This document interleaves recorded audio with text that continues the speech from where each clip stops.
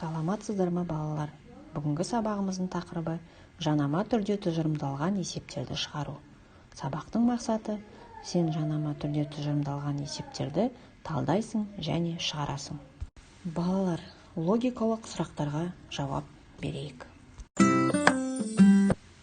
Екі бала шахматты 2 сағат ойнады. Олардың әрқайсысы неше сағат ойнады? Дұрыс жауабы 2 сағат ойнады. Келесі сұраққа назар аударайық.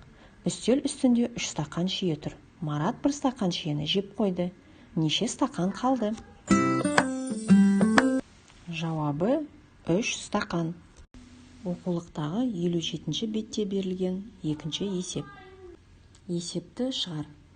Орталық музейге түске дейін 205 бала келді. Бұл түстен кейін келген балалардан 68-ге артық. Музейге барлығы неше бала келді? Оқушылар, бұл не? Есеп. Есеп не туралы? Есепте не белгілі? Есепте не белгісіз? Есептің сұрағын оқы.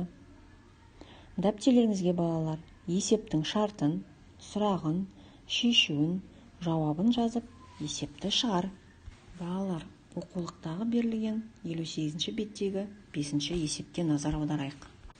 Кесте бойынша Алияның отбасы мүшелері бос уақыттарында немен айналысқанды ұнататынын анықта. Пиктограмма бойынша сұрақтар құрастыр. Пиктограмма деген не? Пиктограмма латын тілінен аударғанда белгілі бір мағлұматты қарапайым графикалық түрде бейнелейтін кескіндер. Енді балалар, логикалық сұраққа жауап берейік. Суға қай кезде қолды кесіп алуға болады? Жауабы, егер оны мұз етіп қатырса. Оқулықтағы 57-ші беттегі берілген екінші есепті шығар. Ұлттық кітапхананың өнер бөлімінде бір күнде 160 оқырман болды. Бұл мультимедиа бөлімінде болған оқырмандардан 4 есе артық. Ал мультимедиа және өнер бөлімінде қанша болса, Қазақстан кітаптары бөлімінде сонша оқырман болады.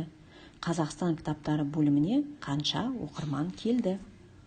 Балалар, есеп не туралы? Есепте не белгілі?